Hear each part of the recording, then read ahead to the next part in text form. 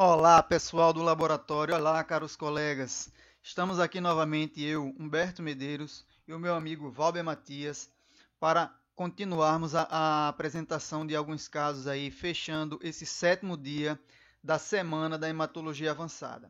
Hoje nós trouxemos alguns casos onde nós vamos comentar as imagens das células que encontramos nesses casos e os laudos. Então, nós vamos comentar alguns detalhes que vão nos ajudar a fechar o quadro desses hemogramas. E aí, Valber, o que é que você está achando desses casos de hoje? Olá, pessoal. É exatamente isso. Esses laudos aí são exatamente exames da nossa rotina, né? Então vamos tentar passar para vocês a maneira que nós pensamos, né? Que como nós agimos aqui para exatamente elucidar esses laudos e esses resultados do hemograma. Beleza, então vamos lá, pessoal. Mais um caso clínico, né? De uma paciente, ó, como vocês podem ver aí, de 75 anos, um paciente masculino, que chegou aqui no nosso serviço, oriundo do interior, encaminhado para transfusão sanguínea e investigação da anemia, no caso. Então, o exame de fora, lá no atendimento na origem, né, que foi feito aproximadamente 20 dias antes de chegar aqui no nosso serviço, se apresentava desse jeito. Né? Ele chegou com um hemograma que se apresentava dessa forma: 4.500 leucócitos, série vermelha baixa, hemoglobina de 7, hematócrito 22, com VCM no limite, né, alto, e plaqueta baixa. E tinha a contagem diferencial do jeito que vocês estão vendo aí, 9% de neutrófilos e 87% de linfócitos. E tinha essa observação, predomínio de linfócitos maduros. E aí depois a gente vai comentar porque que eu coloquei aqui essa observação predomínio de linfócitos maduros. Vamos lá, vamos ver as imagens. Aliás, antes das imagens tem o nosso laudo que foi só o do equipamento, né, quando chegou aqui. Então vocês podem ver aí que de aproximadamente 20 dias aumentou um pouco leucócitos, a série vermelha diminuiu um pouco e a plaqueta mais ou menos no mesmo nível. Mas vamos para as imagens. Observe a primeira imagem aí. E Humberto, vá passando as imagens, porque depois nós vamos tecer os comentários. Outra. Mais imagens, prestem atenção comparando com aquela observação que tinha no laudo do hemograma de fora, né? Predomínio de linfócitos maduros.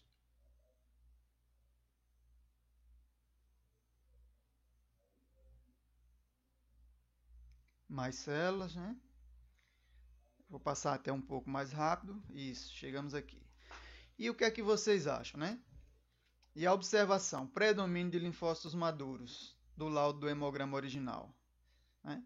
Então, antes da gente mostrar, vamos voltar um pouquinho aqui só para rever as imagens rapidamente. Né?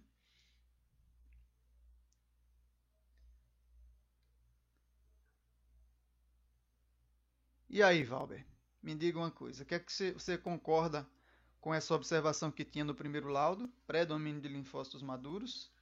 Humberto, tenho certeza que não, né? Porque o laudo vai nos mostrar aí como foi que nós liberamos esse resultado. Então, Então aí, só observe, como já tinha mostrado aqui, o equipamento tinha dado 8.600 leucócitos, 2,13 de hemoglobina, ou 7,12 de hemoglobina, hematócrito de 20,6 e plaqueta de 38, com a neutropenia intensa. Os linfócitos, na realidade, a gente nem contou linfócito maduro. Foram 82% de blastos e liberado com essas observações aí de tamanho pequeno a médio, alta relação núcleo-citoplasma, cromatina levemente frouxa, nucléolos não muito evidenciados, citoplasma discretamente basófilo e aparentemente agranular.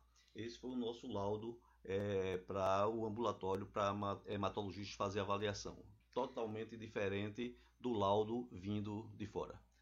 como vocês podem também deduzir, nós acreditamos que quem fez esse hemograma deve ter uma coloração rápida, que não ajudou ele a identificar essas células como blastos, e aí ele contou como linfócitos, né? Igual ao caso que estudamos aqui na semana da hematologia avançada. Então, provavelmente deve ter acontecido isso, né? E vocês viram que muda completamente de figura em relação ao quadro hematológico do paciente. Em relação a isso que o Humberto falou, realmente existe essa possibilidade da pessoa confundir. Porém, a gente sempre leva em consideração pacientes com hemoglobina de 7, com plaquetopenia, né? E esse tipo de morfologia, eu acho que tem que ser avaliado com uma certa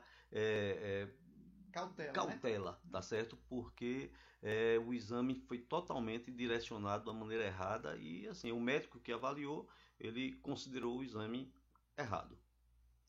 Então vamos lá, vamos para o próximo caso.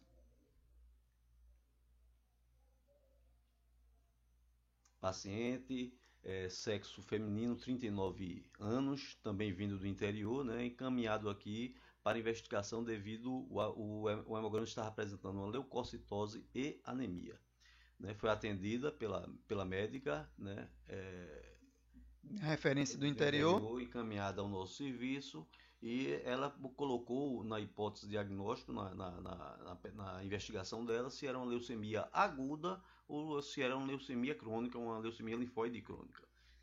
E isso já nos chamou a atenção, por quê? Porque coisas completamente opostas, diferentes, né? Uma leucemia aguda ou um LLC. Nós vamos ver o laudo e as imagens e em seguida a gente comenta em cima disso também.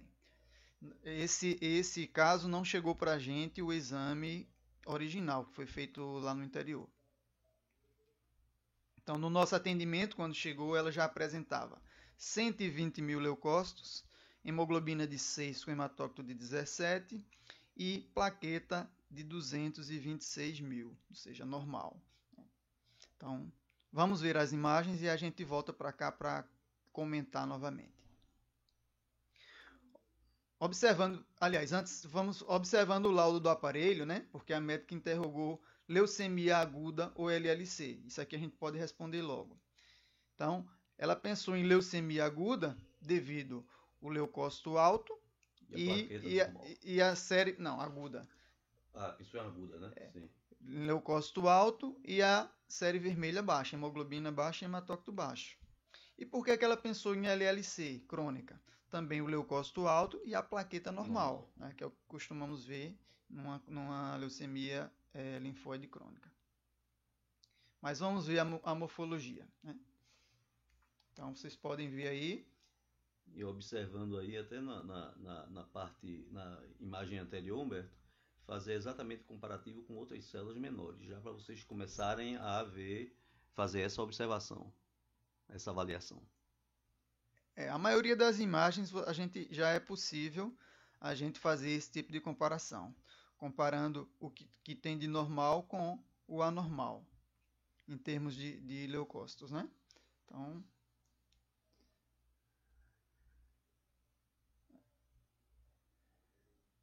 vejam aí, né? Aqui a gente tem 3 células maduras e o restante tudo imaturas. Nesse outro, nós temos apenas uma célula madura, que é o linfócitozinho menor, né, que vocês estão vendo aí mais à direita, quase no centro. E o restante, tudo blastos. Então, o que vocês acham, né? O que é que você acha, Valdo, em relação a isso? Tenho certeza que após essas imagens aí, Humberto, o pessoal vai concluir que isso aí se trata de uma leucemia aguda. Mas por quê? Porque ela pensou na LLC, né? Ele pensou exatamente, porque na maioria das vezes nas leucemias agudas, né, você apresenta com a tríade, que é uma leucocitose, anemia e plaquetopenia. Nesse caso, ela tinha uma leucocitose e uma anemia, com plaqueta normal. Por isso veio essa interrogação. Só que, após a análise morfológica, né, mostramos a hematologista que se tratava de uma leucemia aguda. Exatamente. E aí o nosso exame saiu dessa forma aqui. 81% de blastos, como vocês puderam ver nas poucas imagens que temos ali, existe esse predomínio realmente de blastos. Então, blastos de tamanho médio, né? Então, que confirmaram ser uma leucemia aguda, apesar da plaqueta normal. Isso aí é exceção, pessoal. Nas leucemias agudas nós costumamos encontrar plaqueta baixa. E foi justamente essa exceção da plaqueta normal que fez, que sugeriu a médica que solicitou que fosse uma LLC, né? Ok? Vamos ao próximo caso. Agora, paciente masculino, de 52 anos. O paciente foi atendido em um grande hospital de emergência e foi solicitado a avaliação do hematologista para investigação devido a ele apresentar um hemograma com pancitopenia. Pancitopenia, vocês lembram que é aquele quadro onde todas as séries, leucócitos, série vermelha e série plaquetária estão baixas. Também aqui não tivemos acesso ao exame original que foi feito lá nesse serviço, mas vamos seguir. Esse foi o nosso resultado do aparelho que saiu aqui. Então, que confirmava exatamente a pancitopenia, conforme é dito, não é isso? Exatamente, com 3.600 leucócitos, a série vermelha com 8 de hemoglobina e 25 de hematócrito e a série plaquetária com 29.700 plaquetas. Então, realmente confirmou a pancitopenia. Agora vamos dar uma olhada nas imagens, no que nós encontramos no hemograma dele. Então, observem aí essas imagens, tem alterações na série vermelha e na série branca.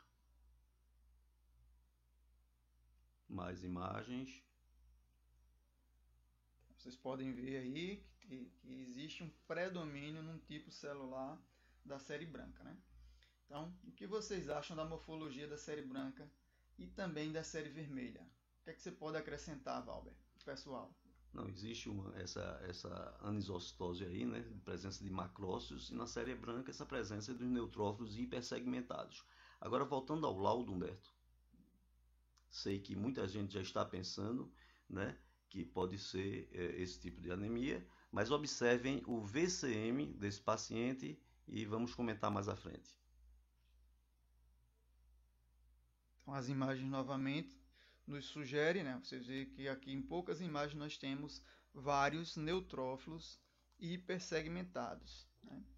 E aí que sugere para a gente uma anemia megaloblástica. Lógico que a gente não vai descrever isso no laudo, mas para o hematologista, a gente falando em neutrófilos hipersegmentados, irá sugerir que ele faça um acompanhamento direcionado para diagnosticar anemia megaloblástica. Então ele vai pedir uma dosagem de vitamina B12, de ácido fólico. Exatamente. Agora, o que chama a atenção nesse exame especial é o VCM dentro da normalidade. Geralmente, as anemias megaloblásticas, eles tendem a ter um VCM elevado. Foi o que aconteceu. Então, eu acho que essa observação deixou de ser colocada no exame realizado nesse hospital, fazendo com que o médico tivesse uma certa dificuldade em dar o diagnóstico. Dar o direcionamento, exatamente, né? Então, como segmento da investigação, o hematologista colheu o mielograma desse paciente.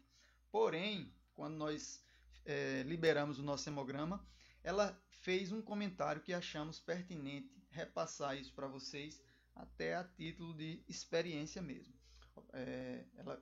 Mais à frente a gente vai ver qual foi o comentário que ela fez.